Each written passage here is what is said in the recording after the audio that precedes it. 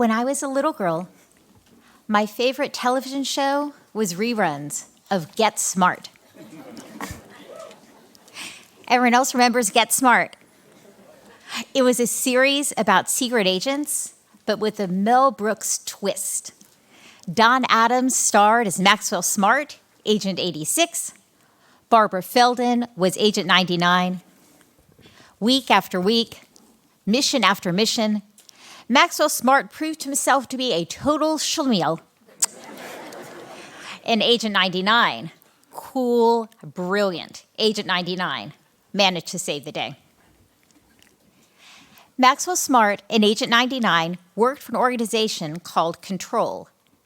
Control were the good guys, dedicated to keeping the world safe from the bad guys, an evil agency known as Chaos.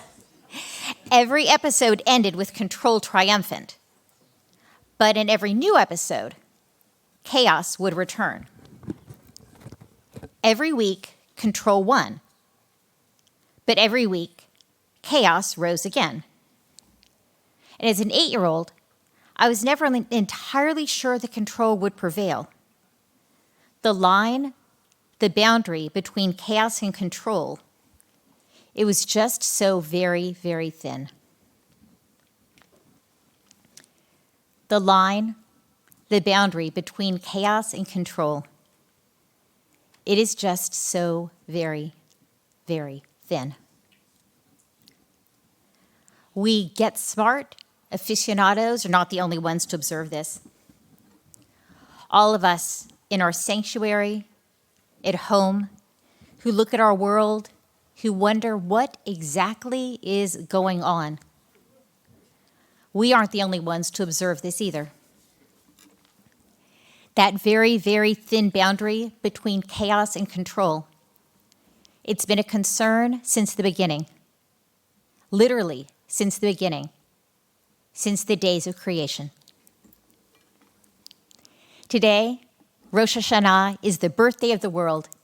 It's the anniversary of creation.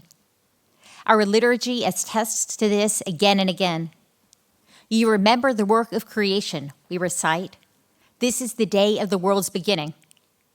And so, at tomorrow afternoon's family service, we will take as our Torah reading the opening passages of the book of Genesis. Its first verse may be familiar. Bereshit bara Elohim et hashamayim vet haaretz. In the beginning, God created the heaven and the earth. God said, "Let there be light," and there was light. God saw that the light was good, and God separated the light from the darkness. These words are magnificent and beautiful. They are awesome and glorious, and they are clear and comprehensible. There is light and darkness. The light is good. The light is separated from the darkness. We can understand this. We can visualize this. This makes sense. Not so much with the next verses, recounting the second day of creation. Here we read, God said, "Let there be an expanse in the midst of the water, that it may separate water from water." God made the expanse, and it separated the water which was below the expanse from the water which was above the expanse, and it was so. Let's remember that for our ancestors, really for all ancient peoples, water was a symbol of chaos.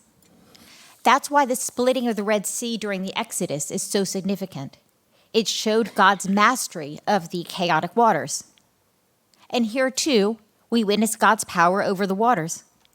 God separates the waters above from the waters below, and God makes a boundary between them.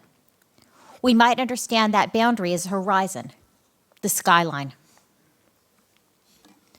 But unlike the first day, and the third and the fourth and the fifth days of creation, God's handiwork on this second day is not proclaimed ki tov, to be good. It is acknowledged only as yehi chen, and it was so. Maybe that's because the line, the boundary between waters and sky, between chaos and control, it's just so very, very thin. One of the great rabbis of antiquity, Ben Zoma, certainly thought so. The Talmud tells that Ben Zoma was found balancing on a step among the ruins of the temple in Jerusalem. His thoughts consumed him so deeply that he did not greet his elder, Rabbi Joshua, or even notice his approach. "What are you doing, Ben Zoma?" Rabbi Joshua asked gently. "I was looking upon the act of creation," Ben Zoma replied, "at the gap between the waters above the expanse and the waters below the expanse. There is only the breadth of 3 fingers between them." Ben Zoma was the first sage to perceive the line, the boundary between waters and sky, between chaos and control, the first to perceive that it was so very, very thin. And what was Ben Zoma's fate? According to the Talmud, Ben Zoma went mad. This awareness is not unique to Jews, but it may be part of why Judaism has come to understand so deeply the value of boundaries. Really, much of traditional Jewish law, of halakha, comes down to the establishment of firm boundaries. The clear boundary between priest and Levite, between Levite and Yisrael. The physical boundary, the mechitza, between men and women during traditional worship. The explicit boundary between Shabbat and the everyday, between kosher and unkosher animals. We are even instructed to build a fence around the Torah, to construct secondary boundaries, to make sure that we don't transgress the original boundary. For example, many observant Jews don't eat milk and meat in the same meal. Why? In part, it's an extra boundary to make sure that they never accidentally violate the Torah's commandment not to boil a kid in its mother's milk. And from the days of the Torah until our own, we witness the establishment of boundaries related to Israel. In God's first encounters with Abraham, God charged him and us, Abraham and Sarah's descendants, to safeguard and sanctify the promised land by fixing particular boundaries. Every era in which we've enjoyed sovereignty in the land of Israel has brought boundaries to define and to defend. Today, we struggle with what Israel's boundaries are and what Israel's boundaries should be. As disparate as these boundaries might seem, I think they all have this in common. We set these boundaries to keep order. We set these boundaries to preserve and to secure, to protect what we love, to safeguard what is precious.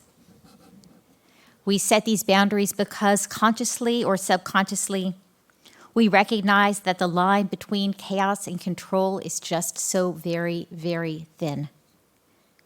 Thin enough to drive a great sage to madness.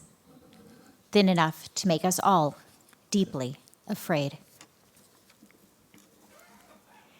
And there are so many reasons to be afraid these days. There are so many reasons to set and to strengthen boundaries.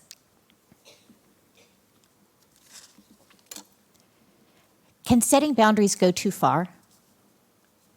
In our political climate, I know that is a loaded question. But that's not the context in which I ask. I ask because on this sacred day, this day that we mark the birth of the world and the anniversary of creation, we also mark our own individual journeys through this world, our own personal encounters with God's creation. We consider our own lives, our own deeds of the past year. We consider how we have treated others. We consider how we've treated ourselves. It is in this context that I ask, what boundaries have we set around ourselves? It is in this context that I ask, can setting boundaries go too far? All of these are true and shared with permission. At a music festival, a young Jewish woman is chatting with her non-Jewish friend. He says something insensitive about the Holocaust. She immediately ends the friendship. A philanthropic Jewish family is known for their festive intergenerational holiday gatherings. Last spring, one of the children took an active role in the encampments at her university. She is asked not to attend Rosh Hashanah dinner. A new couple moves to a new community, eager to make friends, but they insist they want to be introduced only to people who share their beliefs and their convictions. During COVID, an extended family grew estranged over one person's refusal to get vaccinated. The family has not reconciled. During election season, an extended family grew estranged over one person's preferred candidate. The family has not reconciled. We all have an example, don't we? Let's think quietly for a moment about a boundary we've set, that we've maintained, that we've strengthened. Let's take a moment and think quietly together.